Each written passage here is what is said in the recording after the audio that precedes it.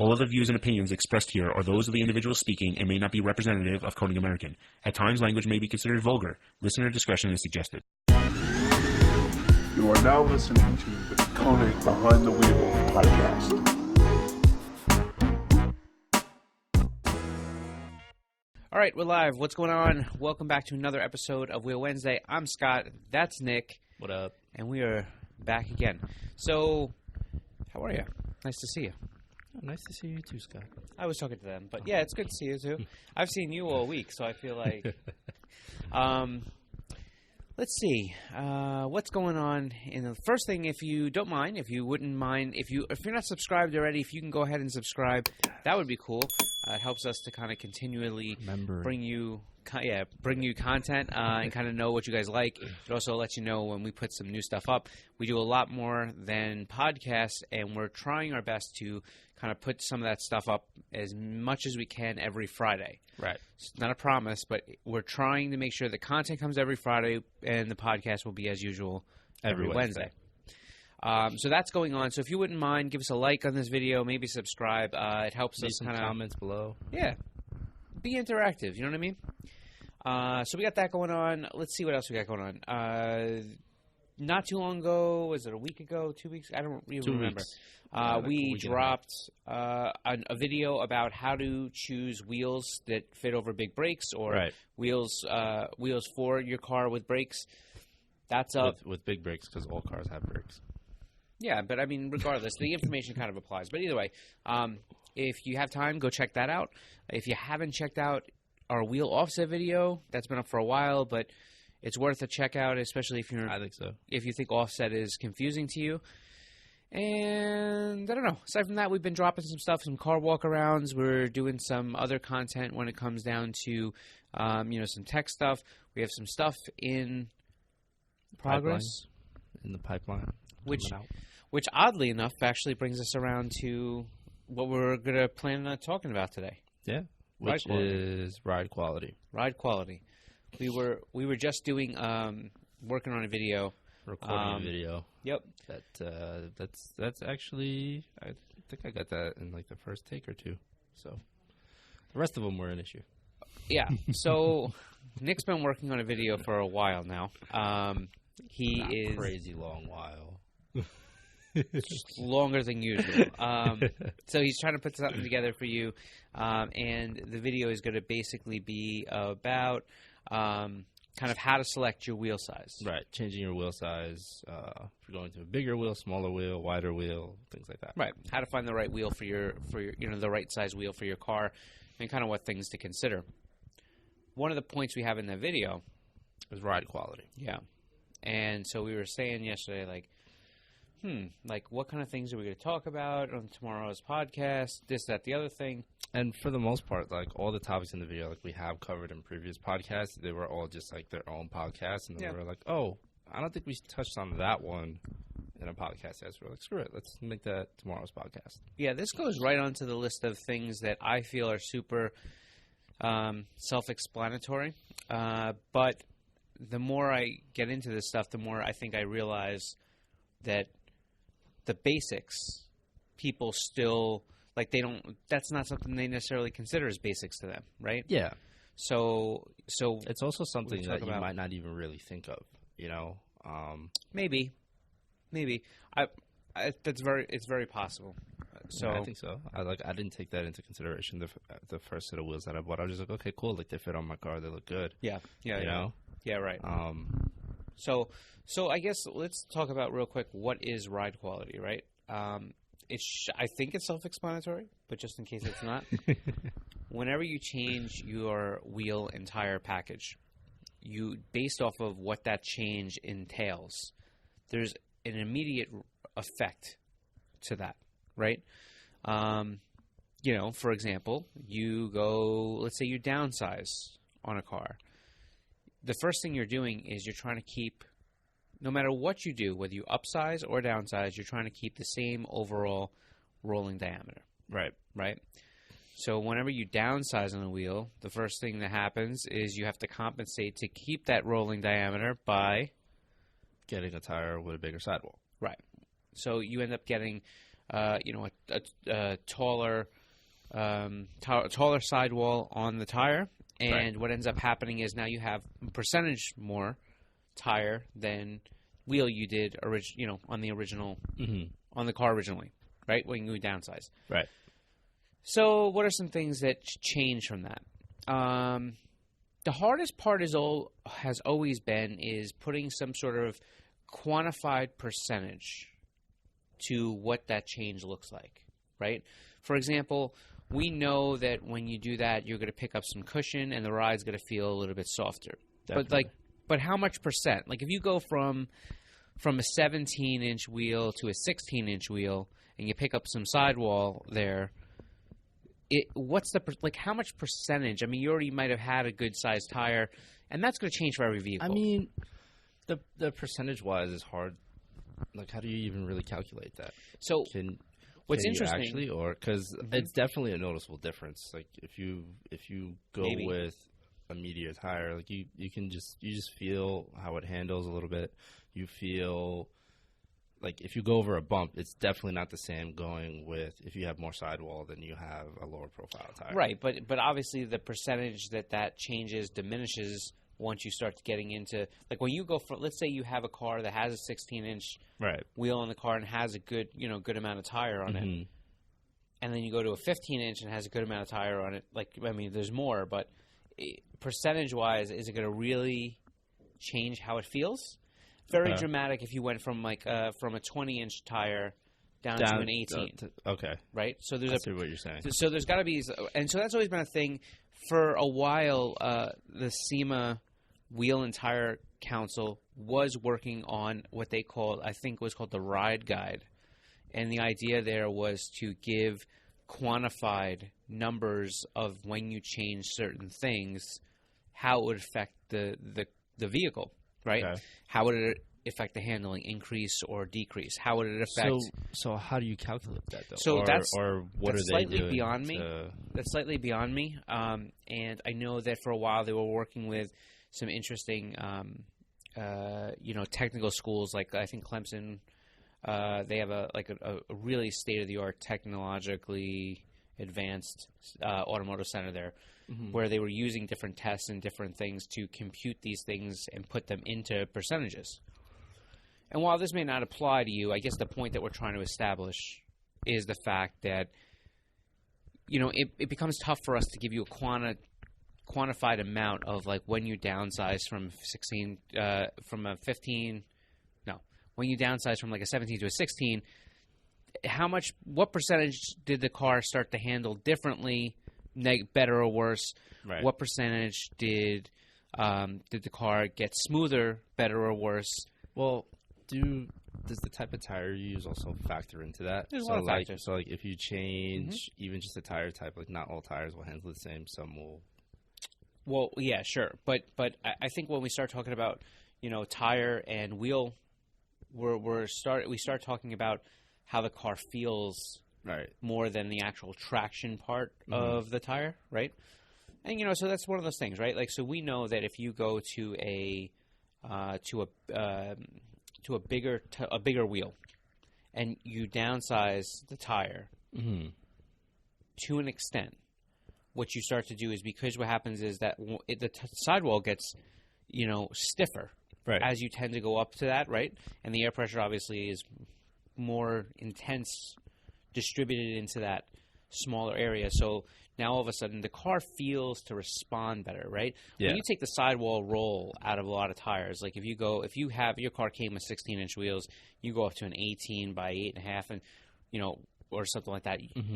You will notice that the car does seem to feel better. It feels like it handles also better. Feels like it's on rails, kind of. No.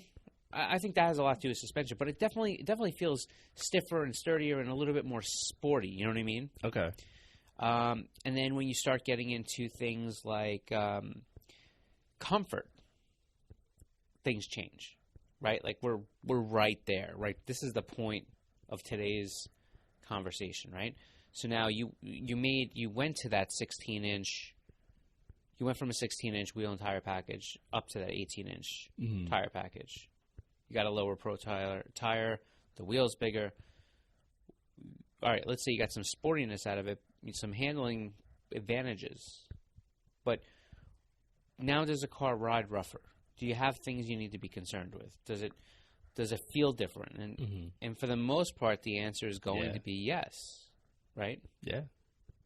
And it's just kind of the way it is. But, you know, whenever you start to consider wheels and tires and making a wheel and tire purchase, you really should look at everything in totality, especially when you're changing sizes, right?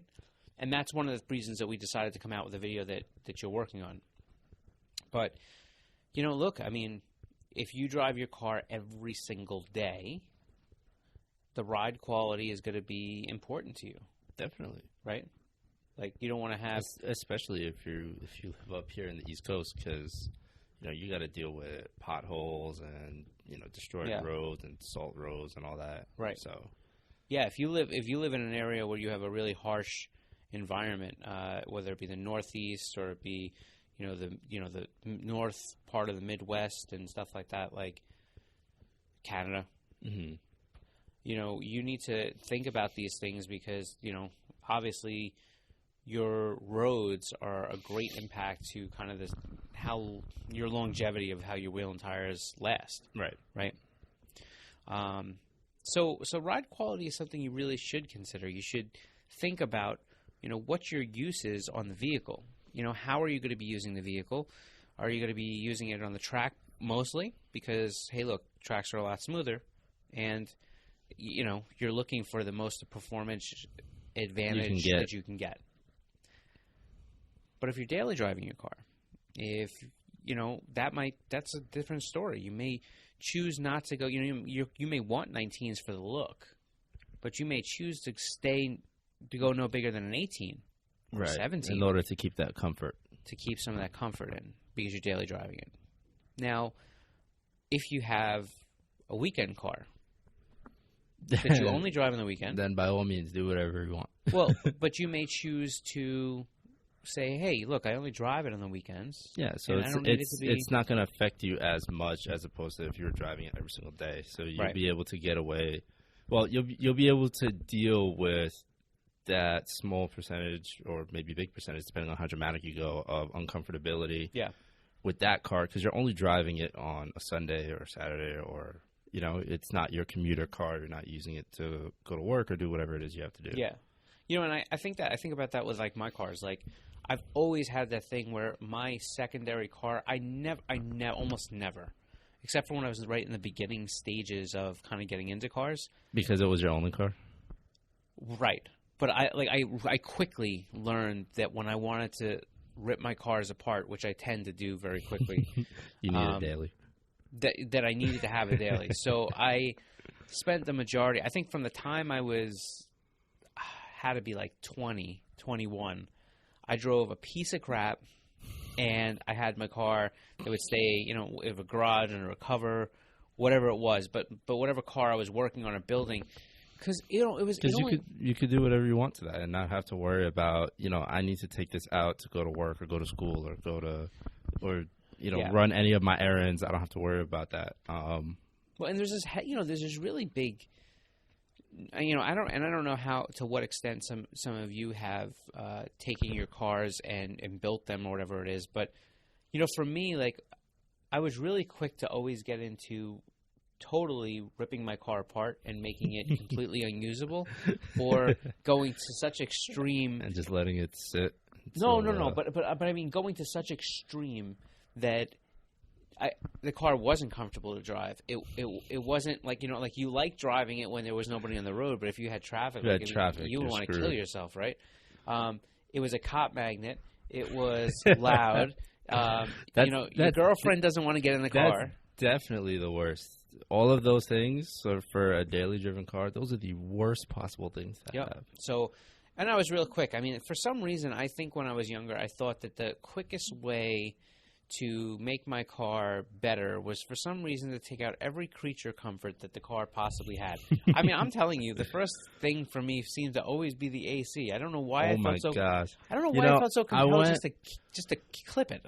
I went two daily cars with no air conditioning and it was the worst possible thing I could have ever done. And like when I finally got a car that had like a functioning AC, it was my project car. I was like, I would rather take this car out than the daily because the daily doesn't have AC. So I wound up driving that one more just because I was like, all right, it's nice and cool. Like I'm not taking the other car out past like until it's past like 7 o'clock and the sun's on its way out. You know? Yeah. So I don't know. I mean, for some reason, I always felt like that was the way to go. But you know, if you daily drive your car and you don't have the luxury of having that secondary car that actually works, there's a lot of like nerve wrackingness to driving a car that you're not sure if it's going to break down on you because every time you do something ridiculous like you know, do some sort of build, put new cams in, put this in, like you know, start to mess with the tune pretty heavily. To mess up the tune. You know, so it'd always be like something. Yeah. So early car days. But yeah, so I think when it comes down to ride quality, you know, you really need to consider, you know, what your use of the car is, because it really is like super affected. And think about what area you're in and what environment you're in, and you know, make sure that you're considering the fact that even with all this said and done, there's another piece of this. You know, we talk about giving tire, you know, having more sidewall and having less sidewall and this, that, the other thing. Remember, like that cushion is not only for your tush, it's also for your car. It's also for your wheels. Yep. So the bigger wheel you go with, like my favorite is when you hear the people that are running, like they have their car originally came with 17s or something like that, and they're running these 19s or whatever it is, and they live in a rough area, and they're like, I keep bending wheels.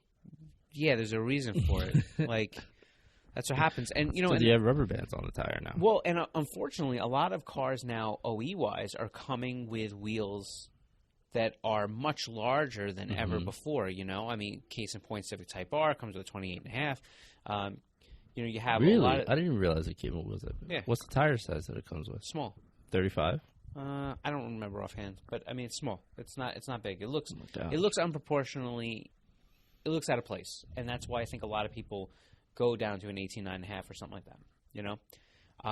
But, you know, you look at a lot of these cars now that are just coming with factory 19 and 20-inch wheels, and they look cool, and it looks the part, and it fills the wheel well, but the one thing that it really does... It's not as comfortable. Well, it's not as comfortable, and I'll tell you, and the other thing, too, is it really becomes much easier to bend, and it's not our wheel, it's just any wheel. Like, you can bend an OE wheel, it's just the same. So, you know, they're all something to think about. I mean, we have, I know people that have just recently purchased some BMW stuff, and a couple of BMW cars now. I mean, they come with 19-inch wheels, and I'll tell you the one problem with that whole thing, which is that it's real easy to bend those babies, especially if you live in an area where it's real rough. So, I mean, there's a reason that in a lot of the higher, you know, like the Northeast and whatever, most of those people change to a wheel and tire setup for the winter. Yeah. You know what I mean? I mean, which we also did a podcast on. If you go back, check that out. Right, I forgot about winter that. Wheels. So I don't know. I don't know that this is like there's like a ton of stuff to beat the horse with on the podcast as far as, you know, whatever. But I do think ride quality is something you should strongly consider. But as one of the factors when you are starting to think about what size wheel you want to put on your car, right? Yeah. Making sure you have ample tire size, making sure that you are not going, you know, too large, and making sure that you actually are going to appreciate the advantages that you get from it. In other words, maybe it's aesthetics mostly. Maybe it's you're also picking up some handling advantages as well. But if you get to a point where those qualities are not going to outshine the change that you made of getting a rougher ride, or having to maybe be a little bit more cautious around the road environment that you're traveling on, right, or kind of steering out for I have this laser vision. When I drive, it doesn't matter what car. Like, my eyes naturally they scan the road for potholes. Everything in front of you. Because I've had so many years of, like, that's the one thing I'll say. Especially if you've driven a lower car. Oh, yeah. Oh, yeah. Yeah, no. For years of driving all this stuff, like, my eyes just naturally go there. But I'll tell you what the funniest thing is when I'm driving with my wife. because I mean she has an SUV. It's not like she needs to watch out for it. Mm-hmm. But like I feel because I'm so in tuned with potholes, and I'm kind of always. You're just more aware. But she's not, and it just like She the just whole goes ride. over them. I'm always like, you know what I mean? And it's just like boom, boom. But it's like I mean, so I don't know. Anyhow, it's funny. I'll do that even with like the daily car. Yeah. It's just like it's habit now. yeah. You know? I know friends with like big trucks now, and they still do it because they're just like, oh nope, pothole. Which I think is good because I think what you're doing is every wheel and tire over the course of time, the more impacts it takes. People often think that when they have a bend or a break in a wheel, whether it be a stock wheel or an aftermarket wheel, they often think that a lot of that is from that one incident. I don't remember hitting anything, and then it just broke. Or I don't remember hitting anything, and it was bent. Wheels, like, they're made out of metal, not magic. I say this. That should be your slogan. I'm telling you, I should get a shirt. If you And guys a want a shirt that says, metal, not magic shirt, you let me know. But what ends up happening here is, metal tends to work harden over time. And work hardening is essentially, when you start to move metal and it flexes, more and more and more over time, it eventually gets to the point where it starts to fatigue, right? You all know, like, if you take the top on a soda can, you open it up, and then you kind of go like this, eventually it just comes off. Same thing happens when you wheels. You flex wheels for years up and down, and they flex and they take the bend, they absorb the shock, they absorb the shock, and then eventually, you have a pothole that's moderate, maybe not even just crack, maybe bend, or the bend happens over time and it's slow and you don't see it, and then one day you pull into your tire shop, and they're like, "Oh, your wheels are bent," and you're like, "Oh, I didn't hit anything," right? But wheels do not just bend on their own. They just don't. It's not how it works. So, be cognizant of the fact of where you're driving, how you're using your wheels, what kind of drive. Are you the person that actually pays attention? If you're not, don't go juicing the wheel size because it's going to cost you some money, right? And these are some friendly tips from your friendly neighborhood wheel pusherman. Yeah. Anyhow, I'm not even gonna address that. Anyways, I'm just saying. Listen, it's just two brothers trying to look out for you guys. Like we've all been there. We all kind of know what it's like to kind of deal with those issues. Oh my God, do I know what it's like to deal with the issues? Especially when you get some really stiff suspension. I'm not going to get into it, but I've had some good stories about that. Is there anything else, Scott? I think that we have covered ride quality. It was not meant to be so elaborate. All right. Yeah. That's it for today's podcast. Hold on. Don't you want to recap it all? Kinda. Not recap on the subject, but we have anything else that we're working on that we're going to be dropping soon? That depends. Are you filming something today? So we may be dropping some videos soon. It depends how quickly we're able to get them out, but stay tuned for hopefully on Fridays. And if you're still here, stay tuned on Fridays. That thumbs up is cool. Plus, if you don't mind hitting that little bell, as long as you're subscribed, because this way, when we put something up, you guys will at least be able to look at the title and decide whether you want to watch it or not. It's our notification system, right? But I guess that's it. I don't really think there's too much going on. If you're looking for some of the new wheels and you're looking for some information on the new wheels and you haven't yet checked it out, the past couple of podcasts that we've done, which are on our YouTube channel right now, so if you're listening on iTunes, head over there real quick. And also, hopefully, next week's podcast, we will have a new finish on the hypergram. Yeah, that's the plan. That new hypergram finish, we will have the sample here. We'll do that on the podcast next week. Don't forget, too, that anyhow, let me finish the thought, which is all the new wheels that we've been doing. The past couple of podcasts have all been about, the countergram or the hexaform. We went into detail. We showed you a whole bunch of different things. So if you haven't checked that out yet, go check that out. And like Nick said, we'll have the hypergram in the new finish. Yep. But also, I totally just lost my train of thought, what I was going to say. I had something to say that I thought was pretty good. Oh, we go live on Instagram and Facebook at 3 p.m. Eastern every Wednesday. So We totally appreciate every comment and thing that you're putting in the down below in YouTube and different things. But if you want to come talk to us face to face and ask some questions and do some, whether it be Q&A or just saying some stuff where we can actually kind of be able to talk one-on-one with you, 3 p.m. Eastern on Instagram or Facebook is a really good time to do that. Yes. Yeah. So I think that's it. I think now we're done. So if you want to wrap it out? No, you can do it now. No, I feel like you were set up for it. Why don't you take her down? You stole it. All right, fine, I'll do it. All right.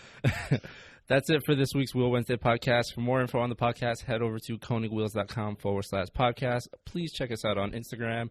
Drop a like and subscribe. Leave some comments below. And that's it. We'll see you guys next time. Thanks. Appreciate it.